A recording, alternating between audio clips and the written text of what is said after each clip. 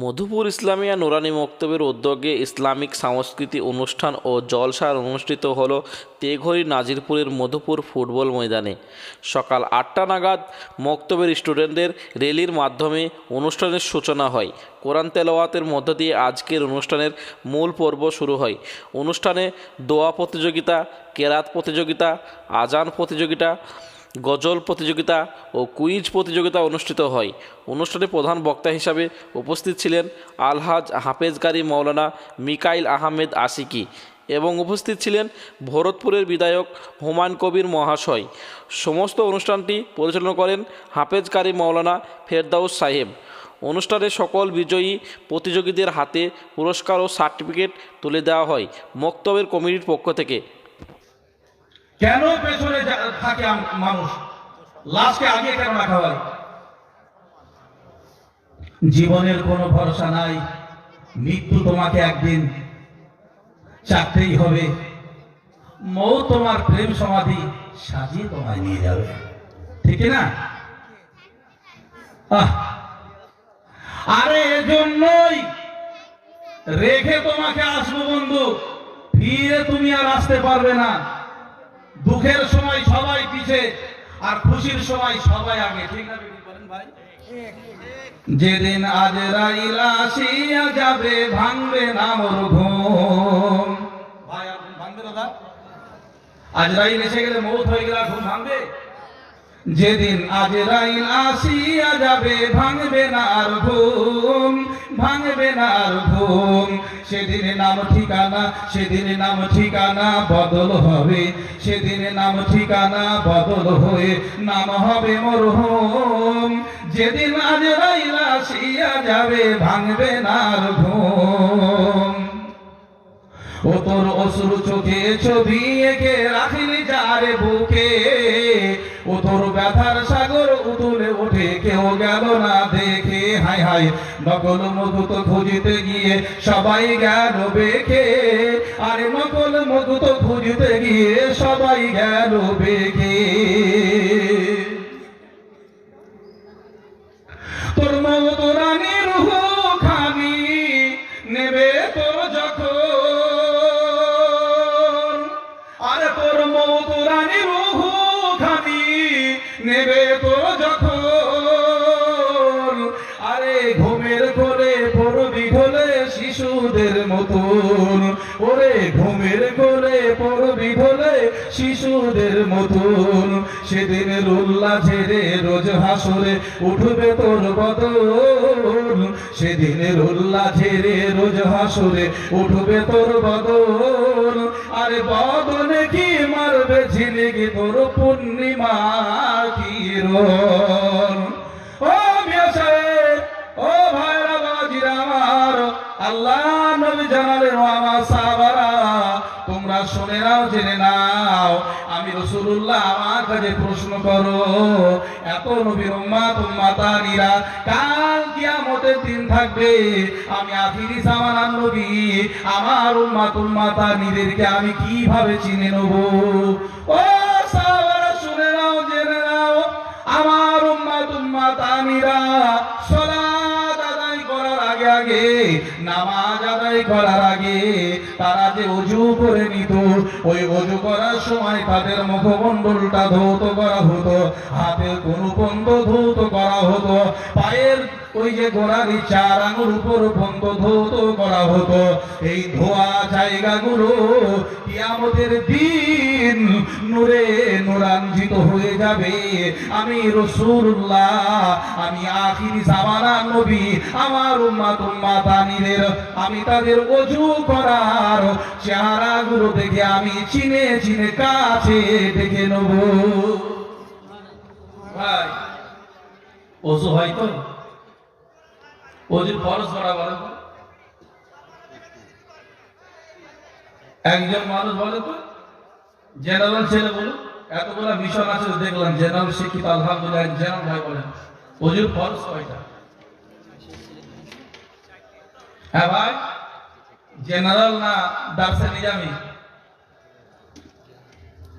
General না দার্সে নিজামি? এই যতগুলো মিশন চলছে এলাকায়, এরা যদি ইসলামিক সাবজেক্ট এদের মিশনে না চালায়, এদের উপর আল্লাহ গজব হবে। আমি মিকাইল আহমেদ আশিকি চ্যালেঞ্জ করে বলে যাচ্ছি, আলেম আছে ফতোয়া নেবেন। মুসলমান ঘরের ছেলে মেয়ে আপনি তালিবুল ইলমি ফারিদাতুন আলা কুল্লি মুসলিমি ওয়াল মুসলিমা, মুসলমান ঘরের ছেলে মেয়েদেরকে হারাম হালাল বৈধ অবৈধ ফরজ সুন্নাত নফল সম্পর্কে ছোট থেকে তালিম দিতে হবে। আমার মেয়ে মহসিনা, অবাক হবেন, আমার বিয়ে 10 বছর পরে এক কন্যা, আর তার 10 বছর পরে আহমদ। এই 2.5 বছর বয়স, তারে লুকিয়ে রেখে আমি পালিয়ে এসেছি। আমি যতবার উঠছি আমাকে বলছে না ঘুমান, না ঘুমান। ছোট বাচ্চা তো, সে আল্লাহ বলে অযোধ্যার কোর্ট এসব করে করে লাস্টে মামলা সুপ্রিম কোর্টে গেল। সুপ্রিম কোর্টে যখন গেল, তখন সুপ্রিম কোর্টে 2019 সালে সুপ্রিম কোর্ট একটা রায় দিল।